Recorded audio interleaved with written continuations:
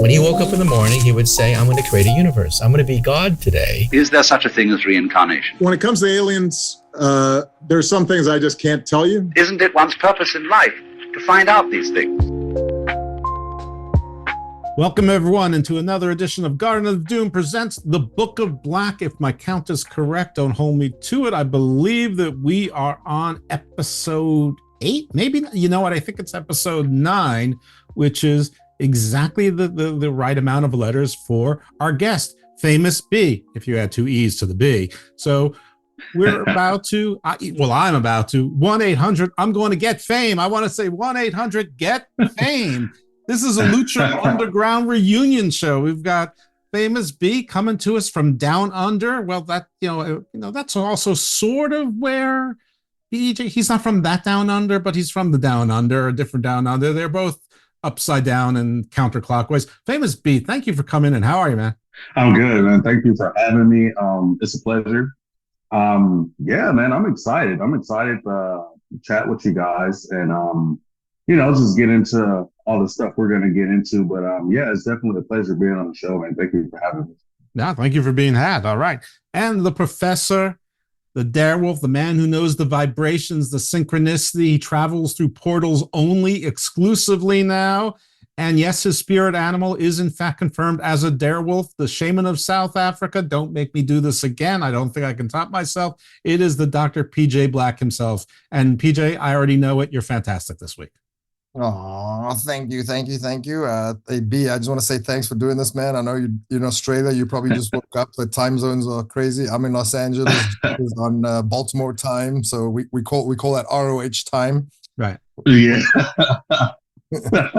yeah. It's not a problem, man. It's not a problem, man. Like I said, it's a pleasure to be on, man, and just chatting, just give everybody out there a little insight to the things that we normally talk about in our everyday lives, being friends for so long. So it's going to be fun. Can't wait. Yeah. I was giving Jeff the quick rundown, like when we were filming Lucha Underground, like we were like a family, right? Everybody did everything together, pre-show, post-show, we ate breakfast together. And the most fun time of Lucha was actually after the shows where we all sat on the roof in the Hilton in downtown Los Angeles, and we got to know each other.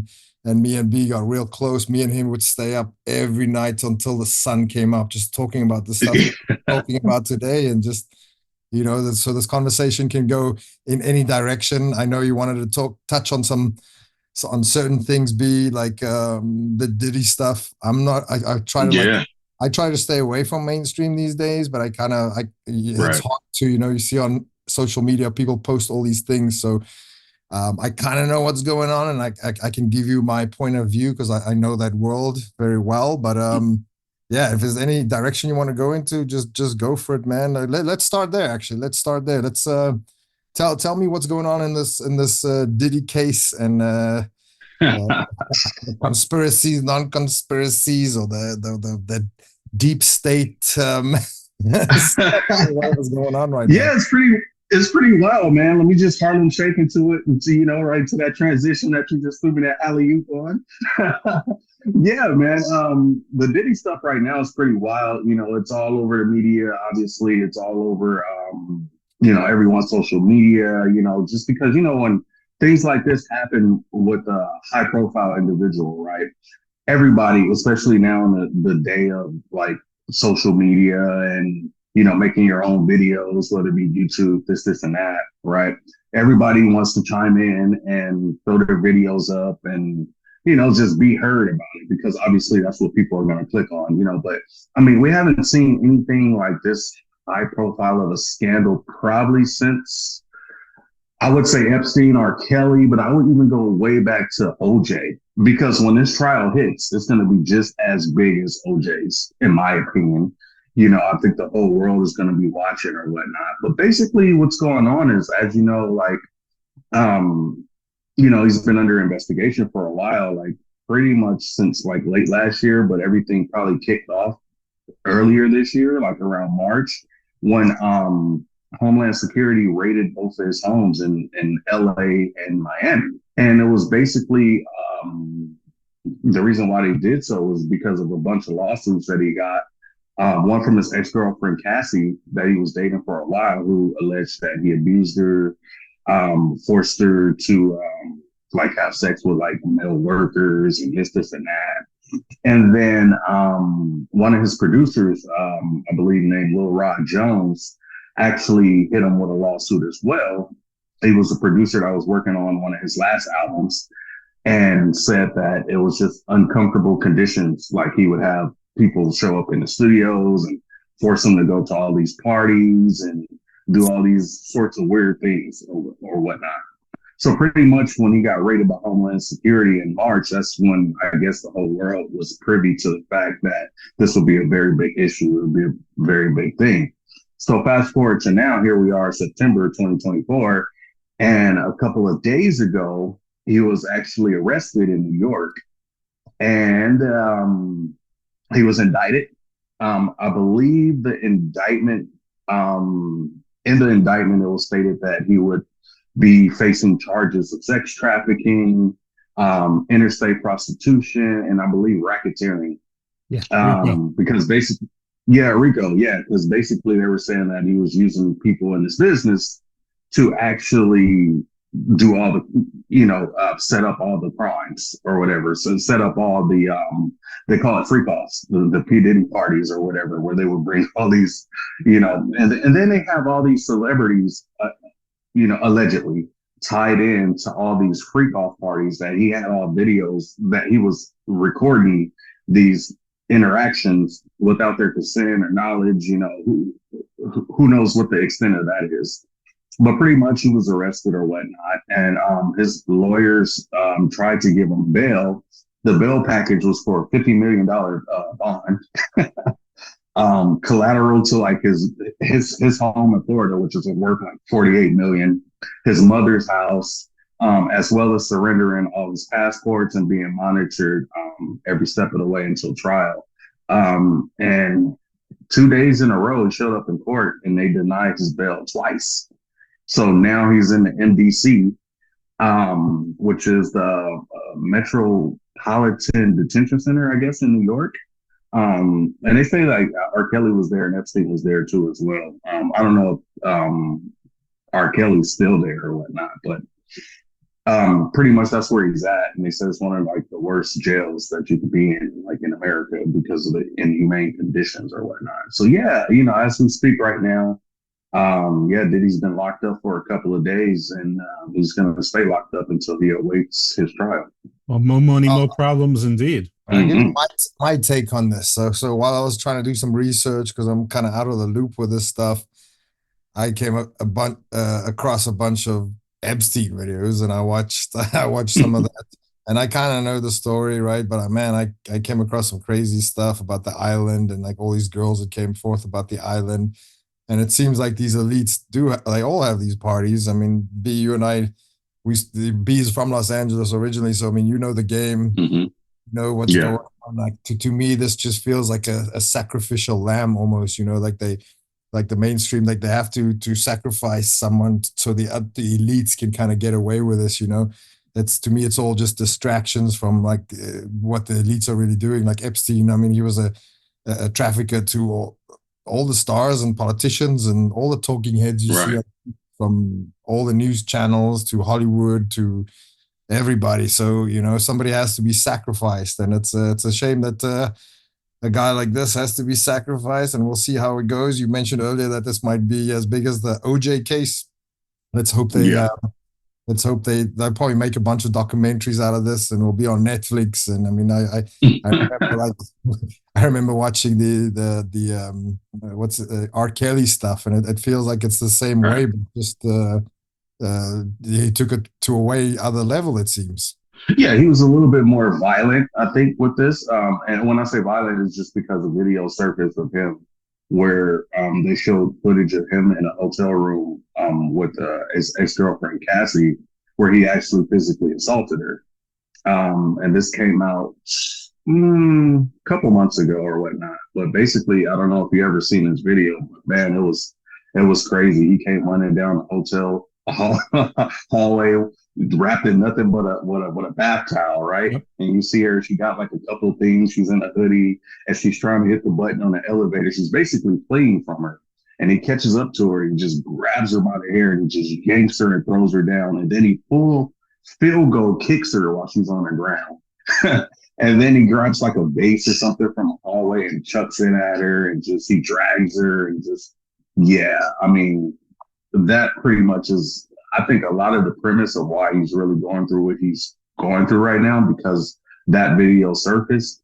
And yeah, just, I mean, as anybody that saw it, rightfully so, was just, you know, disgusted with his actions. To me, it's when you say that, I think of that Chappelle skit where he was like called himself a victim blamer or whatever, right? That he's like, yeah, but when I saw the footage, I got to ask myself, what did she do? What did she really do?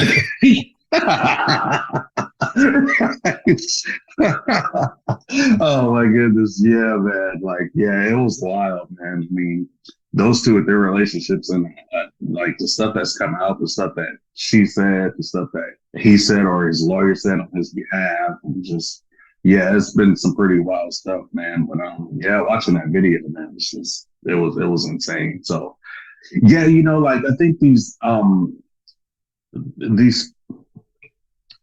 millionaires, billionaires, or anytime like you own a company or whatever the case may be, you know, and it doesn't matter like in what, you know, field that you're in. I think if you're somebody with substance with money, not obviously not everybody, but a lot of times they have it seems like they abuse their power and use their influences to get favors or manipulate people with the amount of money that they have and give you the promise of what they can do for you, just to get what they want, so to speak. And in this case, in the Diddy case, you know, what he wanted was a lot of sex, a lot of freak offs. So it seems like he used this power to have all these high profile orgies. I call high profile orgies or whatever. Yeah, man, it seems like it's catching up to him. Yeah, he went straight for the jugular. Let's just say that. Do you feel any responsibility for this? Because my understanding, there's a myth going around that he was nobody until he got a card that said 1-800-GET-FAME on it. No, I am in no way, shape, or form connected to any of the Diddy stuff. No Diddy. No Diddy. This is no Diddy zone. Yeah, it's like Tyrus. Tyrus is called no diddling. The no diddling rule. Yeah. The famous be no Diddy rule. Okay, that's. I am not connected in any way, shape, or form, or represent the diddler. It is interesting that it's the Southern District of New York, and we all know another somebody who's, you know, under investigation for, you know, we don't know what he's under investigation for with the SDNY, but you know, there is a civil suit that's been involved for it, and you know, certainly a billionaire. Seems like his freak offs were more private than you know, public. I know exactly who you're talking about. Yep, you're absolutely right. I'm not being coy. I just, you know, we say we don't talk about wrestling, but Vincent Kennedy McMahon is beyond wrestling, and like everything's allegedly. Anyone who knows me from Wrestling Soup knows. Yeah, when I do Black Letter Body Slam, the little Eagles shorts, I tell everyone don't prejudge any suit, include or any case, including the one against P. Diddy. I mean, obviously we saw the video, so it's a little bit harder not to at least judge that particular incident. But you know, it's Southern District of New York. They don't play around, you know, in its own funny way. That used to be the stomping grounds of Rudy Giuliani when he wasn't a laughingstock. Right. Yeah, I mean, I kind of feel like Vince should be kissing the ground and Diddy walks on, because I think that's what kind of like, you know, kept his stuff like quiet now, because, you know, that was a major thing. And then this whole Diddy thing came out and then everybody stopped talking about it. I'm not saying that it's over or that he got away with anything or that it won't resurface one day. But as of right now, I mean, you know, you typically don't see two like high profile like cases like this like simultaneously. So I think the Diddy stuff like actually trumps what McMahon is going through. And you know, I guess only time will tell how that will actually play out. I think most PR firms will tell you if there's a social media storm, just say and do nothing for 48 hours, because there's a pretty good chance something else new will come come along and get the mob's attention. Right. Right. But PJ, I'm sure you've got some thoughts on this, and it's interesting. You were saying that he's a sacrifice from the elites, but I mean, he's in the upper tier of the elite. Unless you believe my friend Gary Wayne, who believes that there's a whole nother level of elite that start with a opening price tag of $300 trillion in their family name. Now, I'm not even sure the entire planet is worth $300 trillion, but let's assume that Gary is right, and there is this upper echelon in those families. But this would still officially be in, our regular world tier of, the 1% of the 1%. So, how do they decide what elite gets sacrificed? Or is someone they just they sort of make themselves a scapegoat by their actions, and everyone else sort of just turns their back and shuns them? Well, you hit it right there, right? I've heard about the 1% of the 1%. And we know that the 1% controls, I think it's like 95% of all the money and the assets in the world, right? And there's a 1% of that too. Like the example, like the people that can join the World Economic Forum. You can actually go to the World Economic Forum and try to join their crew, clan, whatever you want to call them, or the forum. One of the requirements is you have to be a billionaire. And I had this mate who actually lives in Melbourne, where B is right now, and he tried to go through the whole process. He's a billionaire, and he went through the whole process. And at the end of the day, they told him that he couldn't join because he wasn't from the right bloodline.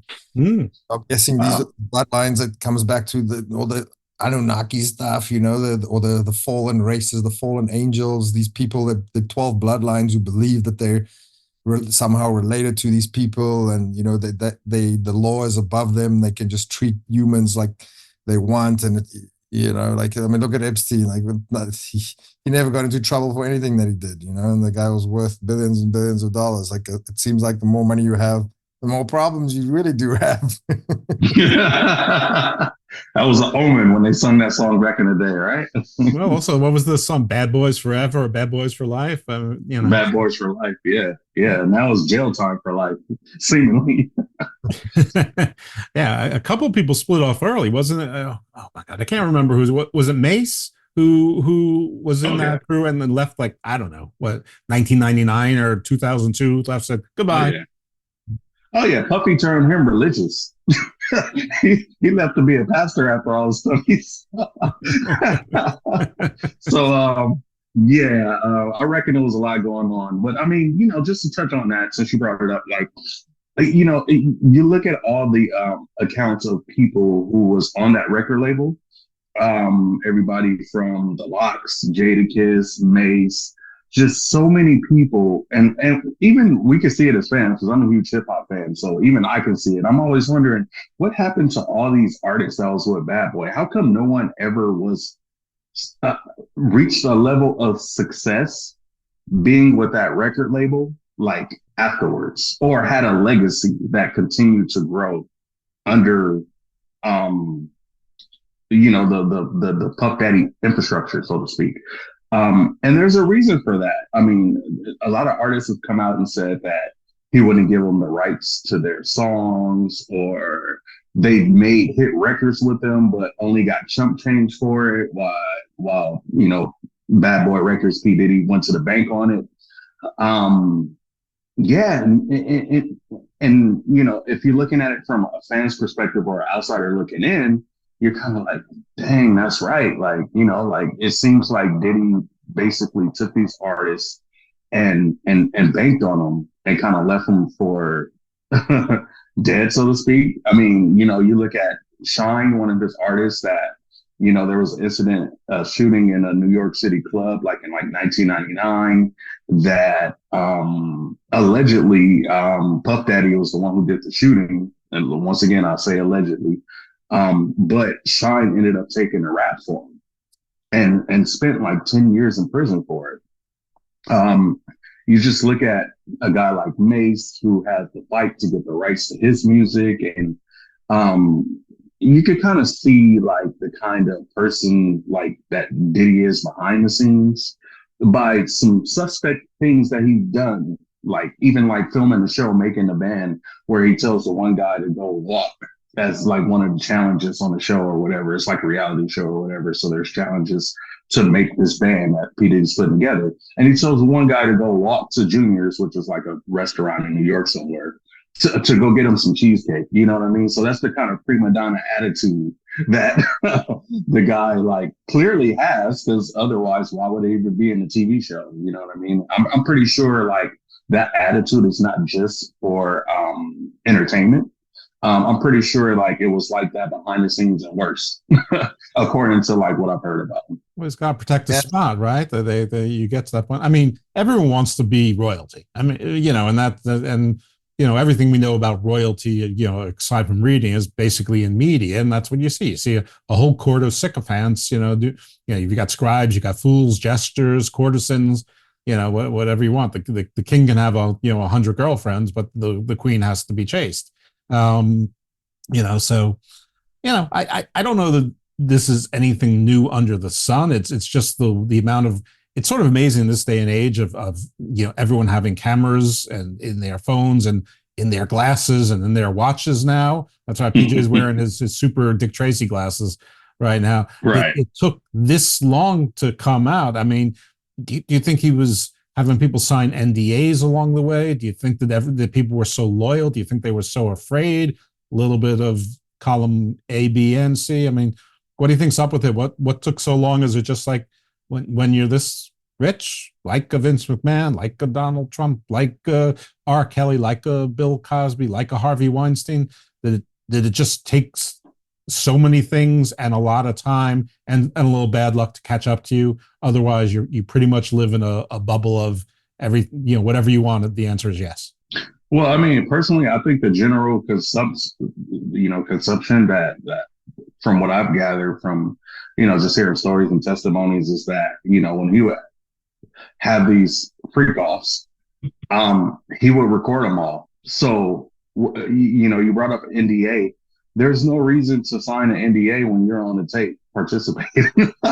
So I think what he did was he used all these videos and footage as collateral to say, hey, A, you keep your mouth shut, and B, you do what I want because I have the leverage on you. These could leak at any time, so to speak.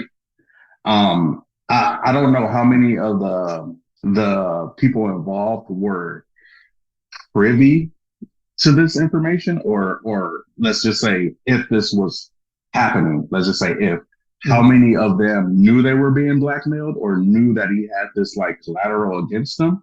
I'm guessing only the people who probably would have went against him, you know, that probably would have angered him. And then that's probably when he would have been like, okay, yeah, well, you know, remember when we did X, Y, and Z? Well, yeah, I have it, you know, like on footage. So you might want to check your tone with me kind of deal.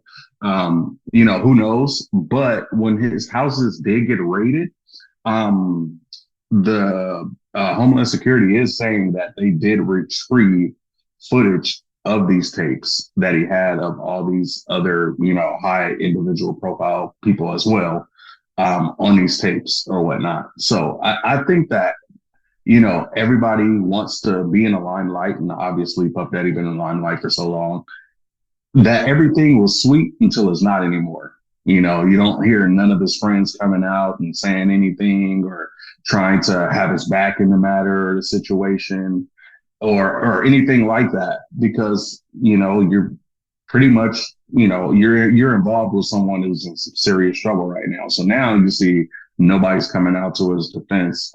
I think what really made this come to the light, because I think the way he was moving was sufficient enough for everybody around him to just either go along with the flow or stop participating. But it wasn't big enough for anyone to come out and expose him. I think what brought this to the light was his abuse in his relationships, you know, and particularly the relationship he had with Cassie, because that basically is what stirred the pot and got everybody talking. So when she decided to hit him with a lawsuit, in which he settled with her for like 24 hours later, by the way, a while back, it kind of opened up the floodgates for more people to talk about the actual abuse. You know, it's abuse that we're talking about, and it's the abuse that is what's got him in trouble. You know, there were some questions about like his ex-wife, I think, Kim Porter or whatever. She ended up passing away or whatever. And then there was some suspicion that maybe he was involved with that, the passing of her. And it was also said that, you know, like it may have been some abuse in that relationship as well. So everything stems around the abuse in his relationship with women. And I think that's what really is what opened the floodgates for all his struggles right now. But let's be honest, this stuff happens in all entertainment. We know this, right? There's a famous wrestler, I'm not going to mention his name, but he used to say, to get over, you got to get under. So, this stuff happens all the time. I mean, in Hollywood, you hear all these like scandals and like these spirit parties and these sex, and all this weird shit going on. It's like you don't know what to believe, what not to believe. A lot of conspiracies stem from these things, and I feel like they throw a lot of stuff out there too to kind of distract the sheeple, for lack of a better term, the people that have no clue what's going on. You know, like who said this? Caesar said this: "Give them bread and circus, and they'll never revolt." Right. So this is the bread and circus. But you never know. I mean, he's gonna go to jail. Like it's we don't really know. I just hope that we get to find out all these things, and even the Epstein things. Right. I hope we get to find out these things. And if you look a little bit deeper, right, we're in the age of awakening. If you will, the spiritual people believe that we're going into the age of Aquarius. Right. It's the age of technology where all these things are gonna come to surface. All these things are going to come out eventually. I just hope we get to see it all. It's like watching a real live fucking horror movie. What I want to know is what's the difference between a Diddy party and Bohemian Grove? Exactly. I mean, these are. I mean, a lot of the normies will tell you that these are just conspiracies and these things don't happen, you know. But I can tell you, like, I've been to some of these parties in Hollywood and I've seen some stuff of the spirit cooking, and you know, I don't want to talk too much about it because the last time I mentioned some of this stuff, I had some people knocking at my door. Oh, right. That's another story for another day for offline. But yeah, I mean, these things happen, and you know, they have a certain control. Think about it, like these people, like the 1% of the 1%, right? They have all the money in the world. Like, what can you possibly want when you have all the money? It's power. You want the power.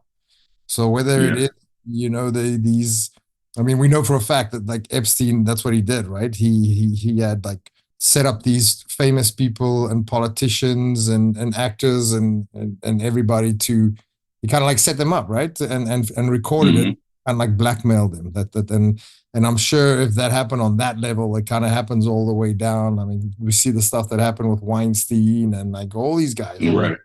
There's always some kind of stories going on because these guys that are fairly rich, they think the law is above them. They think their buddies are going to bail them out. And I mean, James Carlin said this, right? He said, that's one big club and you ain't in it. Especially the ugly guys who get rich in power, like the Weinsteins, they're going to turn because they didn't have it. They didn't have it when they were young. So part of us is always that, you know, that teenager who wants to be the captain of the football team. Well, Harvey Weinstein couldn't do that. But when he became, you know, a multimillionaire controlling whether you'd be cast in, you know, 4 movies a year or whatever the case might be, you know, then all of a sudden he was the captain of the football team. And, you know, that part of you that never matures, I mean, I guess that's your id to an extent. And, you know, and you know, the adult part couldn't control it, or maybe he didn't want to. I mean, you know, again, when you're surrounded with a lot of yes people and you've heard yes for a long, long time, no evaporates from your, you know, from your sensory. You don't hear it anymore. You can say it, you know, the word exists, you just don't hear it. When you hear it, it's like, come again,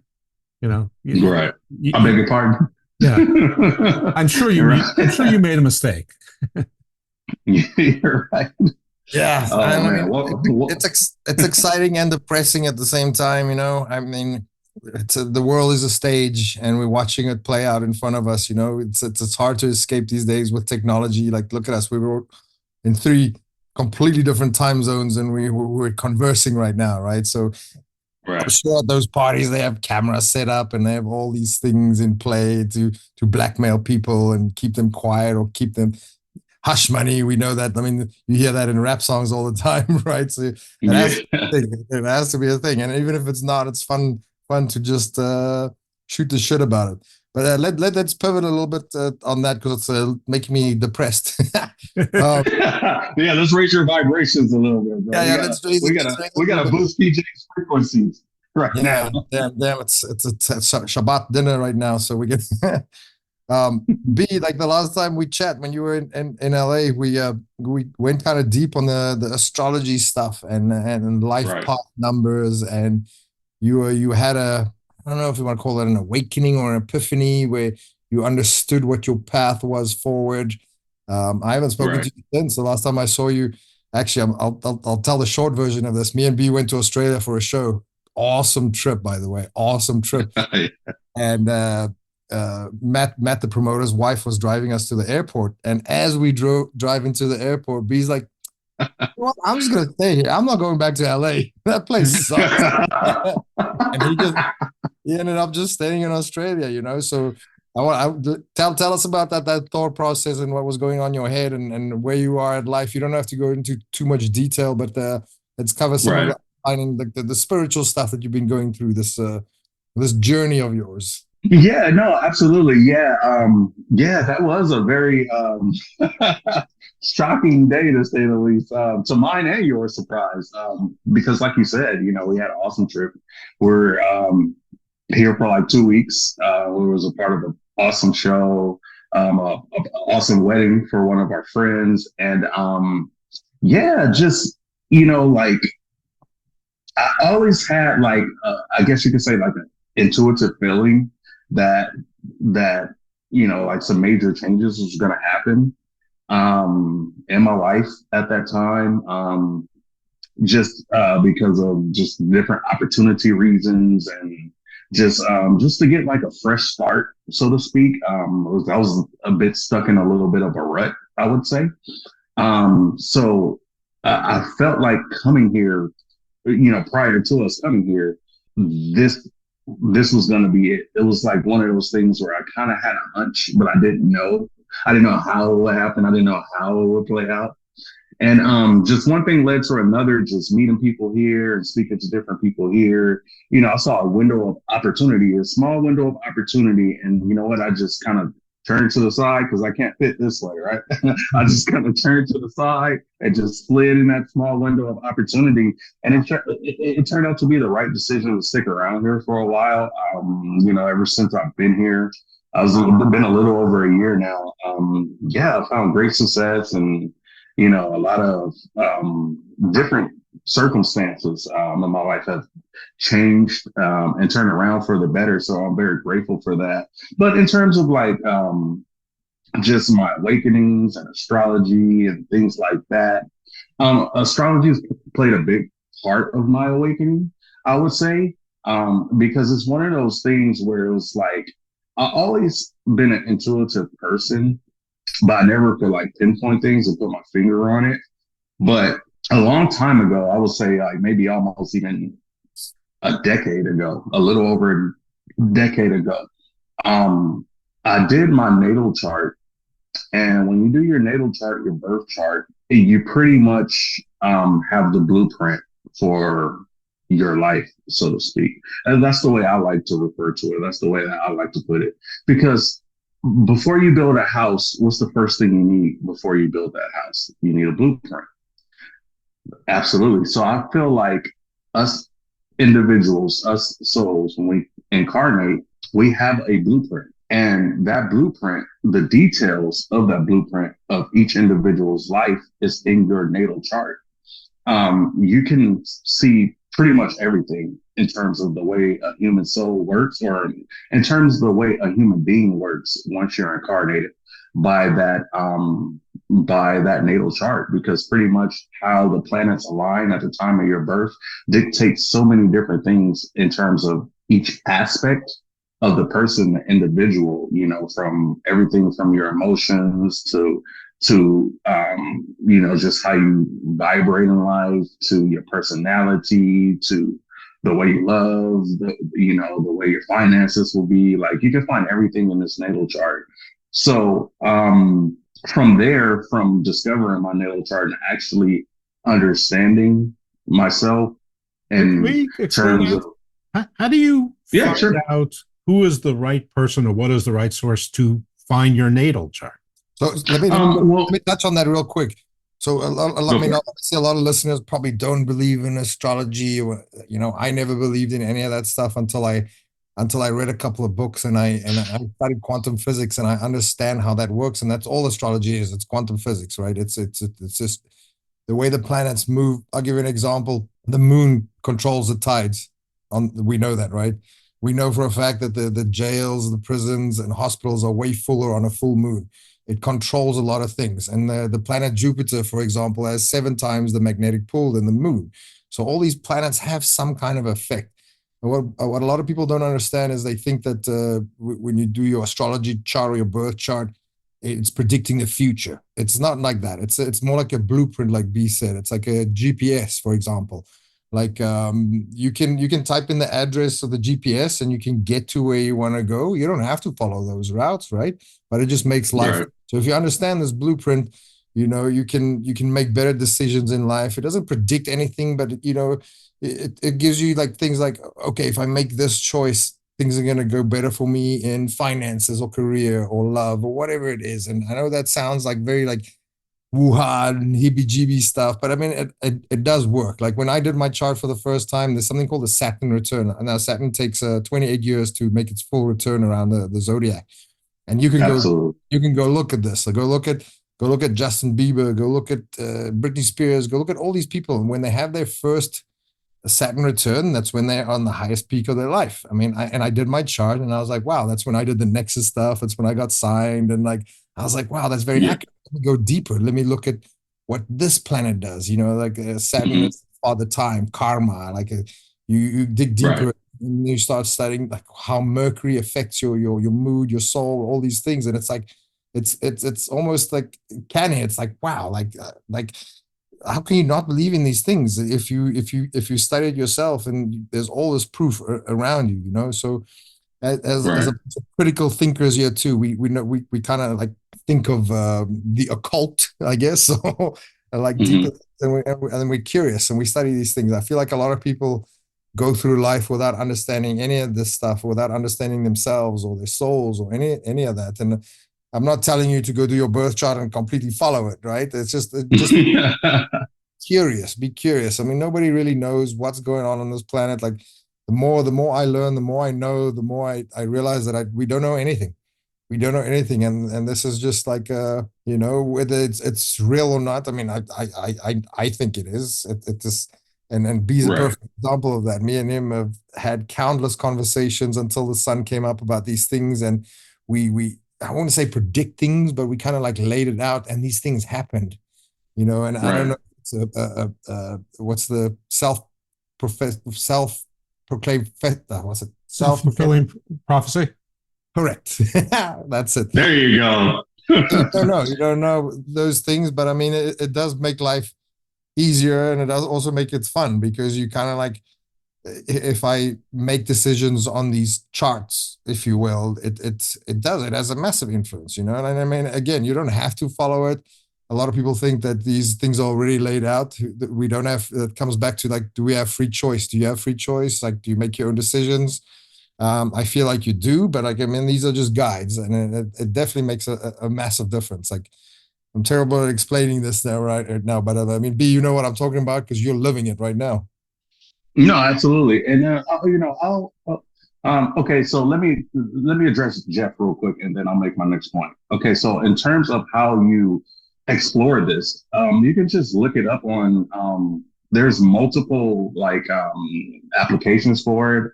One site that I use that I really love is called Astro Matrix. That's Astro MATRIX. And you can download it from Google Play Store or whatever device you have that you download your apps from. And pretty much what you do is you just put in the coordinates of and whereabouts of where you was born, including the date and the time. Most people obviously know their birthday. Most people obviously know their location, but most people do not know their time, their birth time. Right. The birth time is the birth time is key, is very vital to getting 100% accurate information from everything that you discover in the chart. Because without the exact time, you won't be able to accurately get a description of all the aspects, I guess you could say. You will get a lot of them. You will definitely get a lot of them. You will discover a lot of them, but you want to have the exact time in order to be 100% accurate. And if you don't know your birth time, let's say that you wanted to look it up, but you don't know your birth time, a rule of thumb is to just select 12 noon in the middle of the day, because you can't be that far off either way.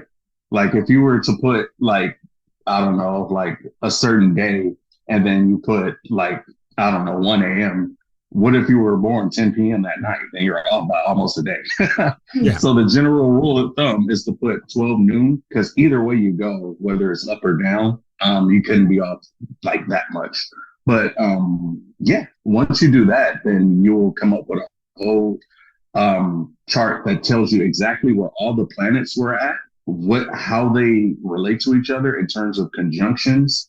And also it'll tell you what planets were in what houses at the time. The houses are important. Houses, like if you don't understand astrology, you wouldn't even know what I'm talking about, which is a travesty, because the houses are so important, because there's 1 through 12 houses and each house represents a certain area of life.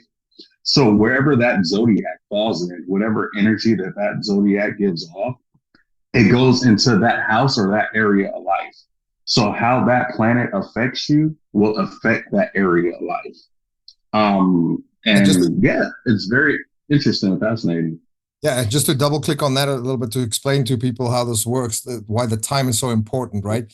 Because the planets move constantly. So as your soul, as you come out of your mother's womb, where the planets are is kind of like a snapshot. That's the GPS, right? And it's so important because all those energies obviously have some kind of effect, and everybody's different. Like people that were born on the same day, they're obviously not the same people. They don't experience the same things. We're all completely unique. And most people, when they hear star sign, like, oh, I'm a Libra, but that is actually your sun sign, right? So there's 3 signs: your sun sign, your moon sign, and your rising sign. Now, your sun sign is what most people think is your star sign. That is just what you project to the world. That is what your demeanor is like, And then your moon sign, obviously, the moon controls water emotions. That's what your spirit is like. And your rising sign is actually the most important thing. So when you do read your chart, you always read it from the rising sign, and most people don't know that. They know their star sign, which is the sun sign, and that rising sign is incredibly important, and it's very, very accurate. And even if you don't believe in it, go look at this stuff, and you can go measure things that happened in your past life, and where that, like B said, where that a certain planet was in a certain house, and you can read it, and it's like, oh my gosh, that's so accurate. Like, wow, like how is this even possible? And that's what's kind of sparked that idea for me to look further into it. And the rising sign is basically the planet above the horizon when you were born. And that's why that's so important. And it moves very quickly. Like B said, you could put in 12 noon, but I think it moves like, forget how many degrees it moves, but it makes that's if you don't know your birth time. Right, that's just a rule of thumb for if you don't know it. But yeah, you're absolutely correct. The rising is always in your first house, or it starts in the ascendant, which is the first house, which is the house of self, which is your personality, pretty much. So whatever zodiac sign is in that first house, or your rising or your ascendant, that basically kicks off your chart, and then it continues from 2 all the way back around to 12.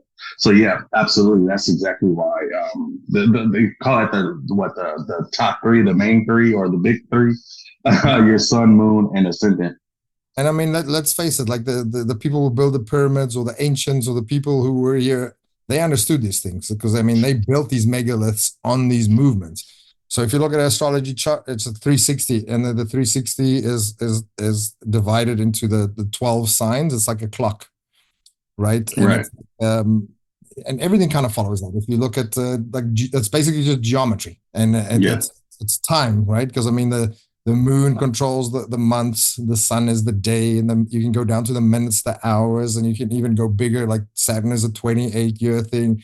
Like Uranus, for example, takes 84 years to go around. I have a book on just Uranus returns, And funny story, like a bunch of all the presidents of the United States, there were many, many that were, we only know of the 2 or 3 main ones that were assassinated on that. And you can go look at their birth charts and you'll see that they all had Uranus in the same house, which to me, how many coincidences can there be? And then, you know, you look at the Saturn Uranus, like, it's just like, how many coincidences can there be? There has to be something more to this, you know, and I'm not an astrologer. I try to read up as much as I can about it and learn because it fascinates me.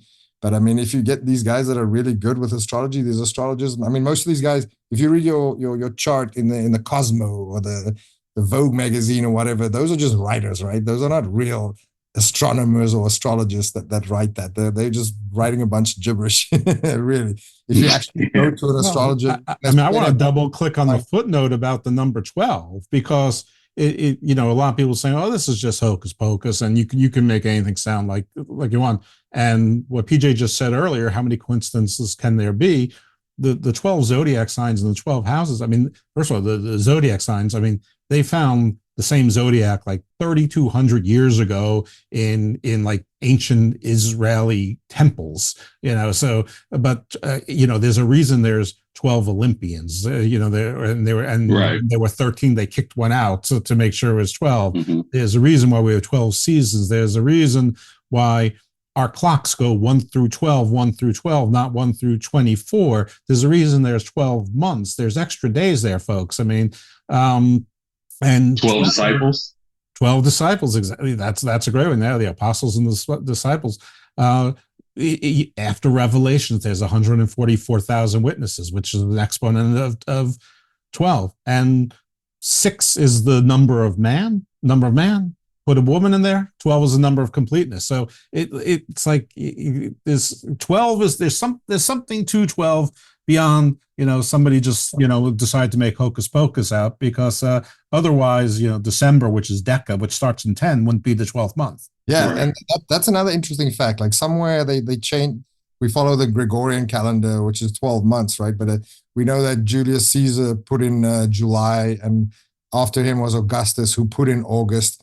It kind of makes more sense if everything's split into 10. But then you can go much deeper on the stuff too, because, you know, we follow base 12 math, base 10 math actually. But if you work things out in base 12 math, everything is way more accurate. That's what engineers use to like design things, and all these guys with patterns. That's the math they use. That's another like. Well, a foot is 12 inches. I mean, you know, they say that's the size of a foot. No, it isn't. The average person isn't 6 feet tall. I mean, that's, you know, you're 12 inch foot, you're 6 feet, 6'1". Yeah, the average person when the standard foot was created was probably 5'4", 5'5". I mean, they weren't wearing size 12, you know, moccasins. Right. Absolutely. No, absolutely. So that was just a double click aside, but back to what you were talking about. Yeah, no, I can go even deeper on this. There's a thing also too, what you call a soul contract. And you guys can look this up too as well. A soul contract is pretty much the theory that before you incarnate, you come up with a plan, almost like a legit contract with you and your spirit council, your spirit guides, your higher ups, higher consciousness, however you want to describe it, where basically you come up with a plan of your entire life, your trials, your tribulations. It's like a movie script. And then there's a cast, your family members, your friends, your worst enemies, your enemies. Everyone is in this soul contract before you incarnate.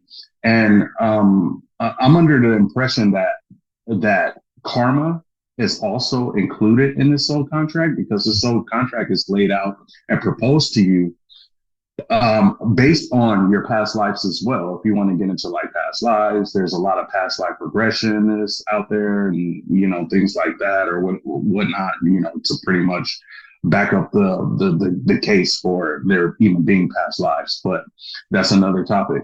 Maybe the next one, who knows? But getting back to these soul contracts, there's a plan. There's a plan for your life, and you pretty much agree or disagree before you incarnate. Now, how this ties into astrology, from my perspective, just having this awareness about soul contracts, is the fact that once you agree, You pick that perfect time of birth that has all these alignments that give you these aspects to make sure that when these planets align with each other, that the circumstances of what you agree to will happen. So let's say you're born, you have all these aspects, and they're playing out in your life how we've all known our lives to have played out.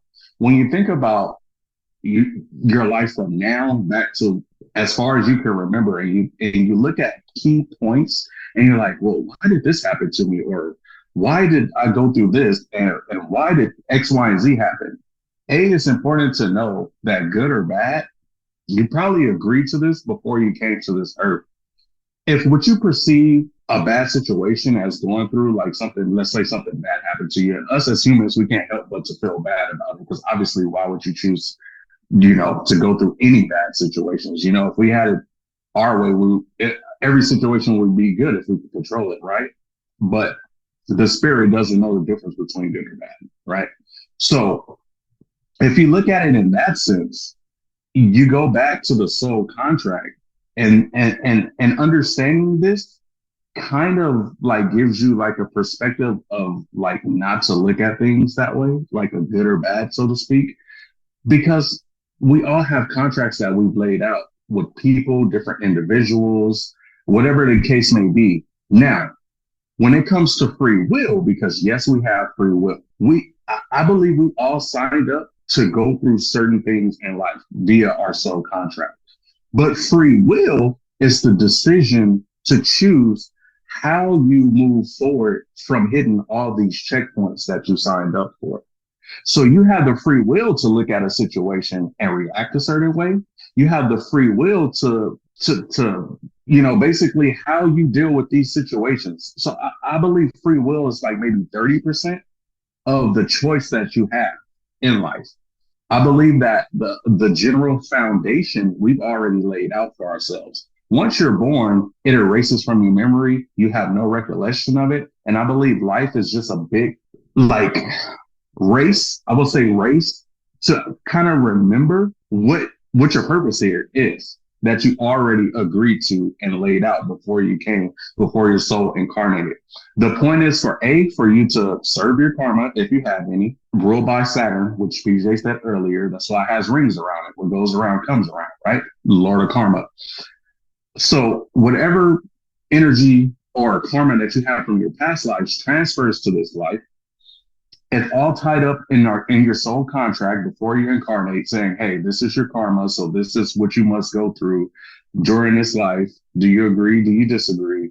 Once you agree, you come in, you pick the birthday that will align with you having to go through these. You pick your parents, you pick the people around you that will best help you serve this karma or serve the purpose that you came for. And then once the planets align, it kind of becomes your reality in this life. And then free will is the choice of how you react to these happenings. Wow. 1-800-GET-WISDOM. Oh yeah. I bet a lot of people don't know this side of B. Like, I mean, you can break this down. I always like try to break this stuff down into physics, or quantum physics, if you will, right? So karma is just cause and effect, right? What goes around comes around. What you reap, you shall sow.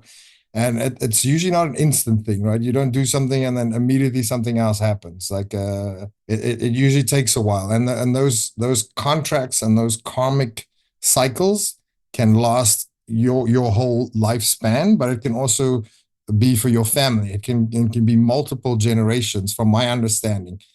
During some journeys, I have seen these things, and my girlfriend says like, "Oh, you were just dreaming." Like, why? It was just a dream. You don't know if that was real. I'm like, and I always say, I was like, well, if that was a dream, then this is a dream, because it was exactly the same thing. Like in the quantum verse, all time happens simultaneously, right? You don't experience linear time in the quantum verse like we do on Earth. This right. Your soul is energy. Energy cannot be created or destroyed, only transferred. Right. This goes on forever and ever and ever. Like, that's why our memories get wiped, so we can enjoy this little time here. And this is why we have all these distractions. This is why we have the bread and circus, because the elites or the controllers of this realm, if you will, they don't want us to remember what our purpose is. They don't want us to be the best versions of ourselves. They want us to be just worker bees, you know. And that's it goes much deeper than that too. But I mean, because they want to keep you stuck in a circle of karma, the circle of reincarnating because you didn't figure out this time. So now you have to come back to Earth and incarnate it again and go through the same cycles, because, you know, us being blind, we serve their purpose here on Earth, so to speak. The elites, the people who rule the world, X, Y, and Z, we serve their purpose by continuing to come back and incarnate and doing the same things. If you remember your purpose and you actually learn your life lessons, then you have that opportunity to evolve into the next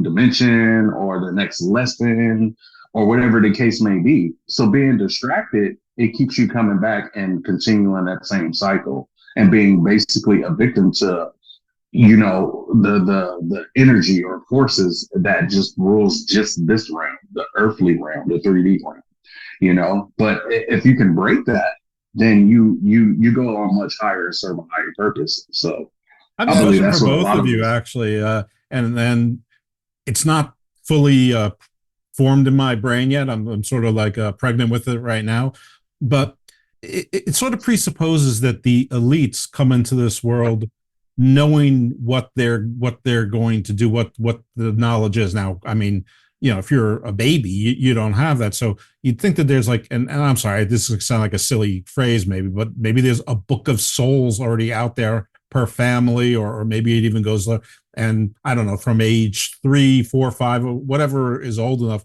the older generations start introducing the child to their own soul early on, so that they have that wisdom, they have their mission. Is that, and that's, I mean, because that's the only way you could stay elite. Money itself doesn't do it. We've seen houses rise and fall and nations rise and fall. So there has to be some sort of book of souls, some sort of recordation device where there's a education, that 1% sliver of 1%. You know, there's got to be something to make a permanent leg up. I mean, unless you actually just think that they are, you know, part angels, part demons, whatever, and then that's part of the angel or demon or God brain that has that's the main difference, is that you do remember all of your past lives, or you just trade bodies, but you have all of your knowledge and wisdom going back, whatever, 100,000 years or more. Am I making any sense here? Well, yeah, absolutely. I mean, there's records of like just, I guess you could say, past lives and things like that. But I mean, I think in terms of like just speaking to like, I guess you could say like the forces that kind of keep us stuck here in this 3D realm, you know, it's the law of polarity. If you have a higher consciousness, you have to have a lower consciousness, because everything has an equal opposite, law of polarity, right? So, you know, with that being said, you know, you look at it like every battle, or let's say every sport has a team, and those teams are even. You know, if you're playing basketball and you're competing against each other, it's 5-on-5, right? So if a higher consciousness has a certain amount of higher conscious people, then that means that the opposite team is going to have a equal amount of lower vibrating people, so to speak. So it's a battle of where each individual soul is at and where they wish to be, and kind of how, you know, like, am I making sense? Like, it's always going to be equal opposites. So you're always going to have a higher consciousness and a lower consciousness, always competing, always having this back and forth battle. And, you know, since we're all energy, like PJ said, it cannot be, it cannot be destroyed. So this will probably always be the case. We'll probably always have this cycle. It's just a matter of where you as the individual, I guess is a question you have to ask yourself. Where do you stand in this battle? Like, what team do you play for? Kind of deal. And, you know, it's just that I'm fortunate enough to where, like, I feel like I figured that out for myself. I learned where I'm at. I learned where I stand, and I continue to evolve and play for the team that I play for. And that's the most beautiful thing too. Like once you figure it out, you realize that the world is a stage, and you realize a lot of this stuff is bullshit, right? It's like Right.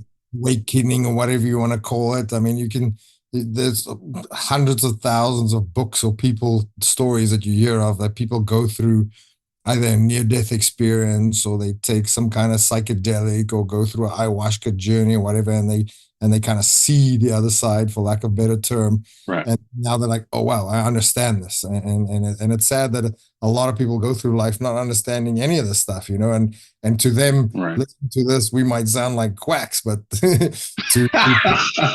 but to us, like, you guys are just like morons, and I don't mean that in a derogatory term. I mean that, like, it's like you almost feel sad. It's like, wow, like you go through this whole life not even understanding what your purpose is. Right.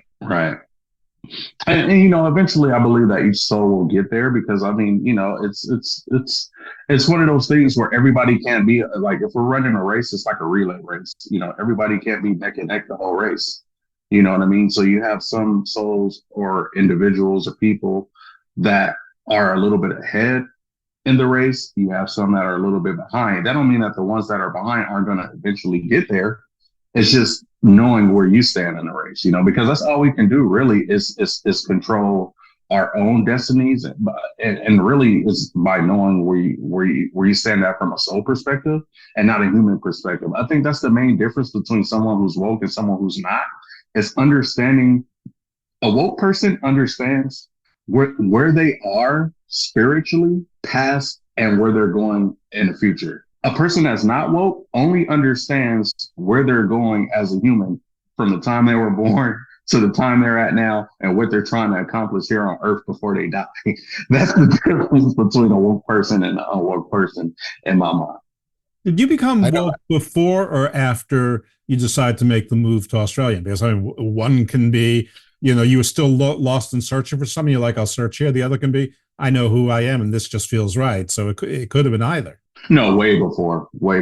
No, I've been on my journey, of wokeness. Oh man, probably for like at least 12 years now. That's why I'm like so like knowledgeable about the things that I'm knowledgeable about that we've been discussing, because I've been studying this stuff for years. Astrology, soul contracts, past lives, things like that, you name it. I've been studying this for years. That's why I'm very confident in the things that I say about them, because I've been studying, I've done my research, and I've listened to experts and things of that nature, and it all comes back full circle, and it all aligns with my natal chart. This is why it's very important.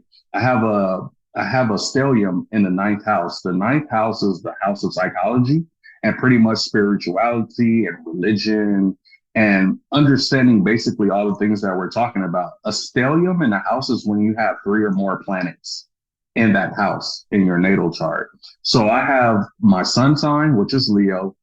I have my Mars there, and I also have my Mercury, all in that house. So it to me, this is how I know it's real, because this is not typical of my upbringing. I wasn't taught this. My environment doesn't reflect the way I think now. My family doesn't, like my family upbringing, so to speak, doesn't reflect how I think, how I act, how I move, the things I know.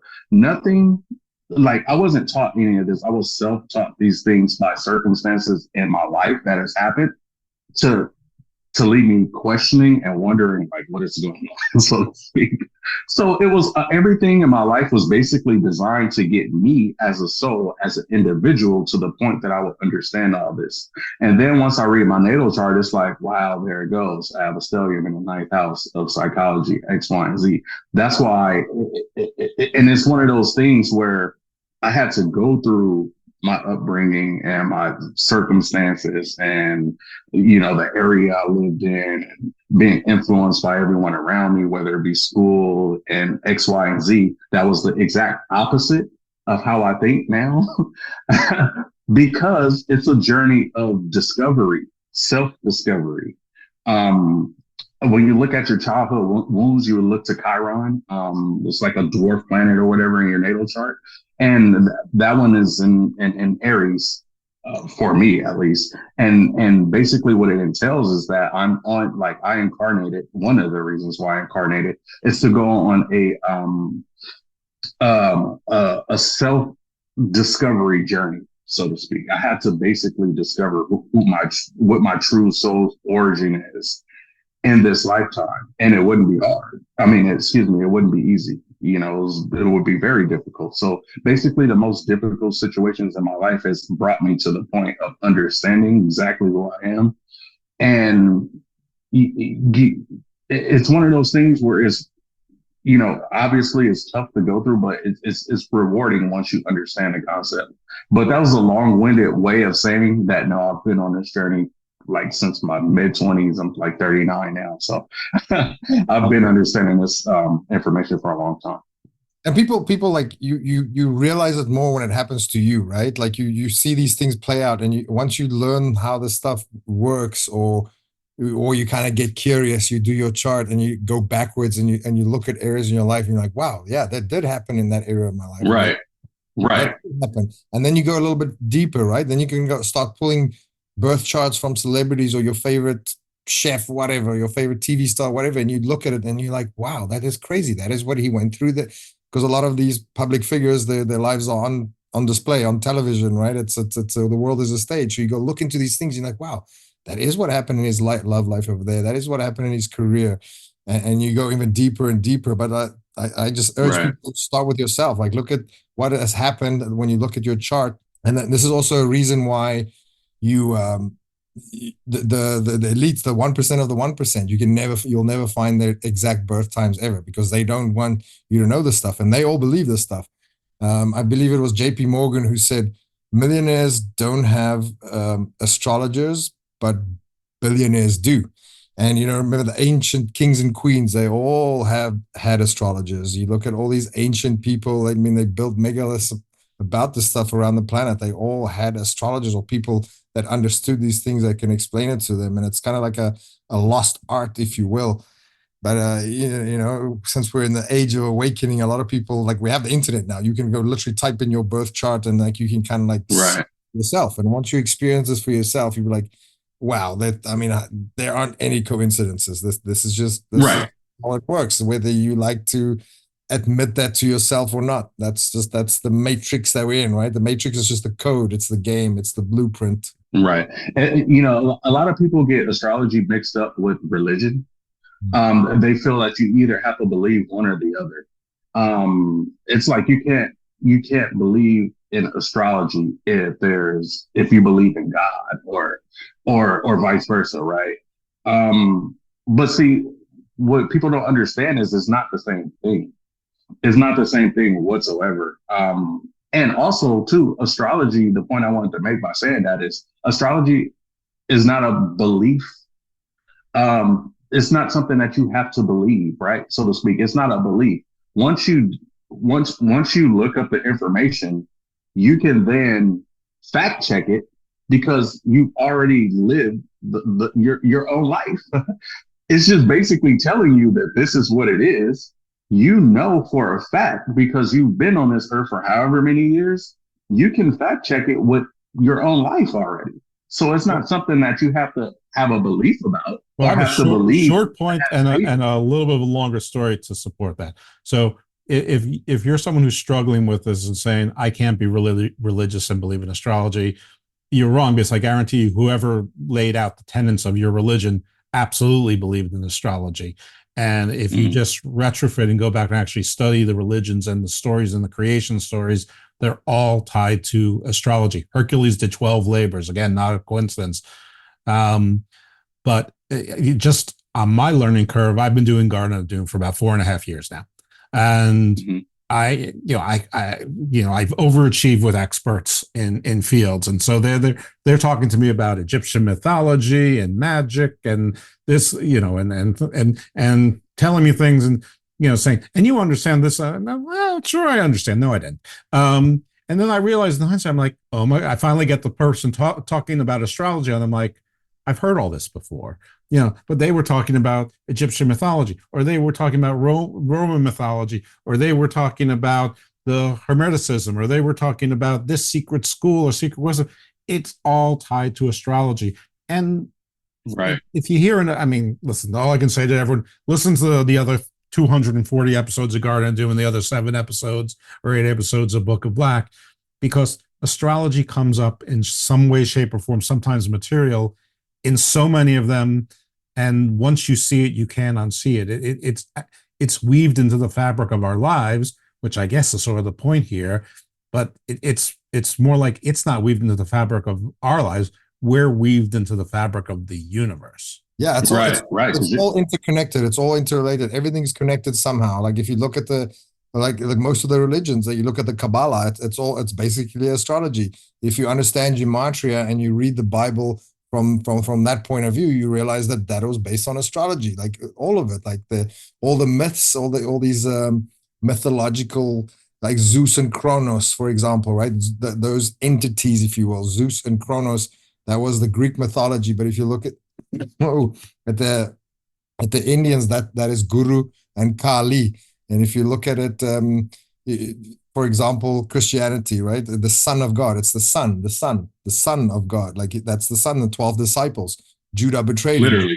Judah is the karma planet. It's like it's all connected somehow, like just different timelines, different eras. They just subscribe different names or vibrations to these beings or entities, but it's all interconnected somehow. Well, they use the age of Pisces. Absolutely. That's the fish symbol, or at least a large part of the fish symbol. I mean, we're going into the age of Aquarius, and there's a lot of biblical related prophecy that's supposed to happen. How you interpret it or what you actually think is going to happen, that reasonable minds can differ and unreasonable minds can differ, and they do.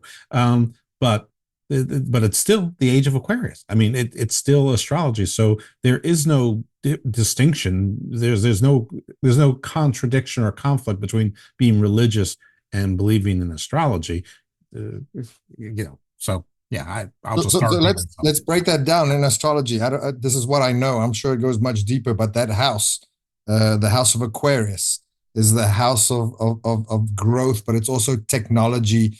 And, and that's what we're going into right now. And we can see where the technology is going. We can see all this, the cryptocurrencies, the internet evolving, the AI evolving. That's all falls under that of Aquarius. Like you can break down these houses and go through past lives, and you can go back further because these are just clocks. You can go back to the ancient Egyptians and you can look where those houses were, where those planets were. There's tons of great software where you can just type in. You can go back 6,000 years, 7,000 years, and you'd be like, oh, wow, yeah, that is kind of like what happened. Like this is why history is hidden from us, because they don't want us to realize that, wow, this is an actual science. These are the actual codes. These are the actual clocks of how this runs. Right. You can notice all the cycles and patterns in life, like when certain major events happen, you look, go to the past a certain amount of time, and then you'll notice that, however life was here on Earth, like something similar happened, like whether it's like a major pandemic or whatnot, and you look back and like 100 years ago was a major pandemic then, everything happens in cycles and patterns, you know what I mean? And that's all because of the rotation. It's all because of the rotation of the zodiacs or whatnot. I mean, look at the pattern of generations, like what our generation changes, like every 10 to 12 years, which is pretty much the cycle of Pluto, the planet of life and death. So every 10 years or whatnot, the planets change, and, Pluto kills that cycle and starts a new one, so that's why when I was a kid, my generation didn't do things like the generation today does, and we didn't do things like the generation of our parents did, because every 10 years that cycle changes thanks to Pluto, and it's just things like that it just lets you know that we're all basically like puppets to the planets, as above, so below, they're just up there just pulling the strings and dictating energies, and we're just down here, basically as the puppeteers, so to speak. Going through life based on the rotations. And also, like people think only humans have birth charts, but beings can't countries, entities, companies. You can all pull their birth charts and go look at how it worked. Like, for example, there's a bunch of stock traders. You can go look this up. In the 1920s, there was a guy named W.D. Gann. If in today's money, he would have made $100 billion. He had his own planes and stuff in the 20s already, right? This guy was so far advanced, and he used astrology because he understood these cycles, coming back to the Pluto cycle. So Pluto takes 250 years to go around. And if you go do the birth chart of the United States, 1776 was 250 years ago. And this is where we come back to, a lot of people think that the United States is Rome 2.0. The fall of Rome, that's the life cycle. Like you said, Pluto's death and birth. We're going into this new cycle of look at everything in the United States happening right now. It feels like a new beginning. It's a new era, It doesn't mean that, that it's going to fall overnight. Rome wasn't built in a day, and it didn't fall in a day. These cycles take ages and ages and ages to play out. We're only here for a short period of time, 60, 70, 80 years, whatever it is. So we don't get to see those longer cycles. But some of the planets that have a shorter cycle, like Uranus is 84 years. I know that. Pluto's 250 years, and you can go look these things. Go look at what happened 250 years ago. Go look what happened 500 years ago. Go look what happened 750 years ago, and you'll see these birth death cycles of countries, companies, entities. Like, you can go as far back as history will allow you to. I think this is just one of my own secret conspiracies, but I think this is why recorded history only gives us 6,000 years. Anyway, whatever. Right. Yeah, and I really even think that man probably can't even pinpoint as far back as time really actually goes, because we're like men as we know it that's on the planet today is probably like 6th, 7th, 8th incarnation of an entire species of man that has ever been on the planet. Once again, it goes back to death and rebirth. I'm pretty sure that we're not the first generation of man that was on this earth. It was probably a generation of man on this earth before. But once that civilization was wiped and then we started over, so to speak, we can only go back to the point where we started. So how do we know, how earth was, how life was back during those times? We can only go back as far as our times. So that's the interesting part. And a perfect example of that is the pyramids in Giza, right? And people be like, a lot of people think it's like 30,000 years old, 40,000 years old, but it was underwater for 10,000 years. If you study the cycles too, the ice ages, every 80,000 years there's a 10,000 year ice age or whatever, And whoever built the pyramids, all these things that we know now, like the Fibonacci sequence, Phi, Euler, like all these great mathematicians, Pythagoras, all these things were already encoded in there, right? Euler lived 100 years ago. That stuff was already encoded in the pyramids. So whoever built that hundreds of thousands of years ago already knew all these things. Like these cycles, everything just repeats, right? Everything just what goes around comes around. We know the Ouroboros is the snake eating its own tail, right? It just keeps going. Energy cannot be or destroyed. It just keeps going. So your soul, your spirit has been here since the beginning. There's nothing new under the sun. That's a very famous saying in Egyptian mythology. Nothing new under the sun. Everything just keeps repeating. Right. And the interesting thing too, if you ever look at the Akashic records, the Akashic record states that it's basically like a conscious library of all of our past life incarnations, all the information there that can most likely be accessed by someone spiritual and powerful enough to do so.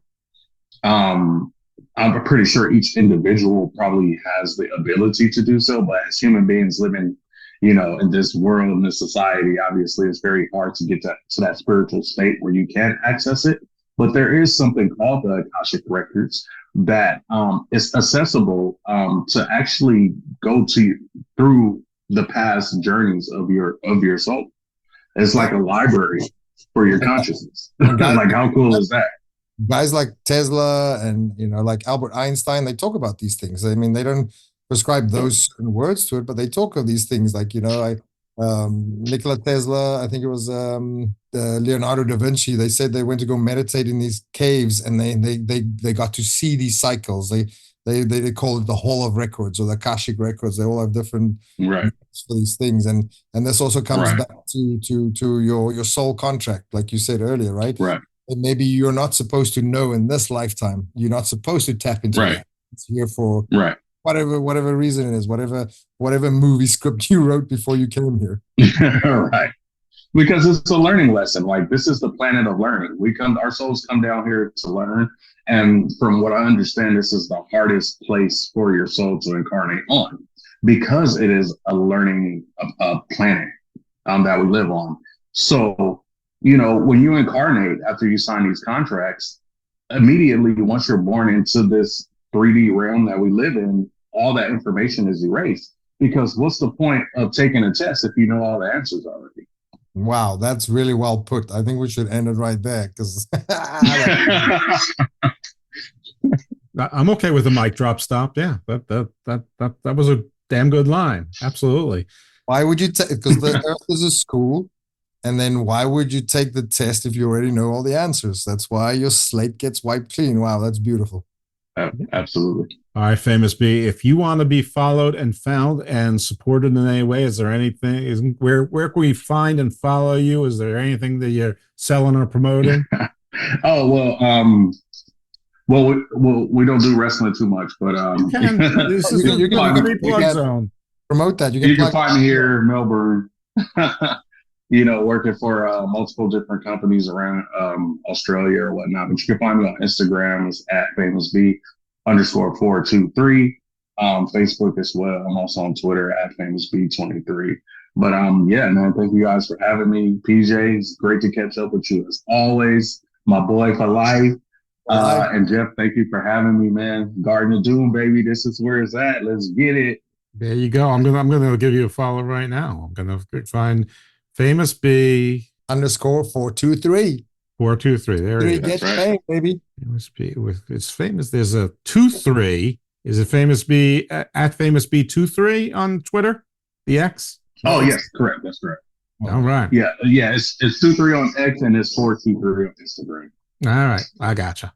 All right. So there you heard it, everyone. If you're on the X, right. yeah, and very awesome. All right. Well, listen. Thank you so much for coming on, hanging out with us. I could listen to you and PJ talk all day. I love astrology because, like most people, we grew up thinking that it was like, Miss Cleo and Dionne Warwick and Jackie Stallone and stuff like that. And it really is. And it's only been like the last couple of 100 years where astronomy and astrology were differentiated at all. And it's maybe it was on purpose. Maybe that's a conspiracy theory. Maybe the reason why Pluto has been demoted, is part of the conspiracy. Maybe why Pluto was the dog that couldn't talk but Goofy could is part of that demotion. I don't know. It's all fun to speculate on. But so we know you can find them in Melbourne, working for lots of wrestling promotions. I know a few wrestling people down in Melbourne. Piers Austin. Hey, Piers, I hope you're listening. Jimmy T, you better be listening. So yeah, if you want to find and follow me, well, you can find me on the X at IcarusFellMD, and you already heard Garden of Doom is where it's at. You subscribe to Garden of Doom. It's free. You get Garden of Doom, Garden of Views, and G.o.D presents the Book of Black. So Garden of Doom is a lot of conversations like this, just with non-wrestling people, usually, though there is a show with PJ on it and a show with Vincent from now Ring of Honor, and then Ring of Honor at the time I think it was Impact. In any event, PJ, where can they find and follow you if you want to be found and followed? I know you've mixed feelings about that one. Yeah, I don't want to be found. Every time I talk about these things that are very occultish, people knock at my door. I wouldn't say death. The Men in Black come for you, bro. Will Smith show up? I'm going to tell you guys some stories offline when we stop this recording, but in the spirit realm, this is going to sound very crazy to a lot of people, but these things, they come find me, and they give me these messages, and I know this just sounds crazy, so let's just end it there. Please don't find me anywhere. Don't Google my name. All right. No one look for TJ. If you want anything from him, send it to me, and I will if you're not a menace, I'll let him know what it's all about. And don't be a menace to me. Well, I don't know. If you want to be a little bit of a menace, my less good X account is at Evil Dose. So if you want to be menacing, I deserve it there. Anyway, all right. So everyone, thanks for listening. Famous B again, a true pleasure. Thanks, lovely meeting you. I can't wait for the Lucha Underground reunion show where we have the whole cast and crew here, including the resurrected Dario Cueto. And Katrina gives everyone the lick of death. That would be terrific. Hope my wife didn't hear that. Hopefully, it's not at a puffy party. Yeah, right. No puffy party stuff allowed. It's all consenting adults and no abuse there. So anyway, I think I've said enough. All right. Thanks everyone. Subscribe, rate, review, follow Famous B at all his places. Don't follow PJ at all. See y'all next time.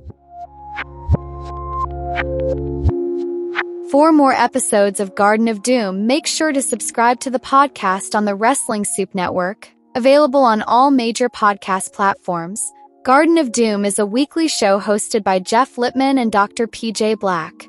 Follow Jeff Lippman on X at Dose Evil and follow Dr. PJ Black at DareWolf333.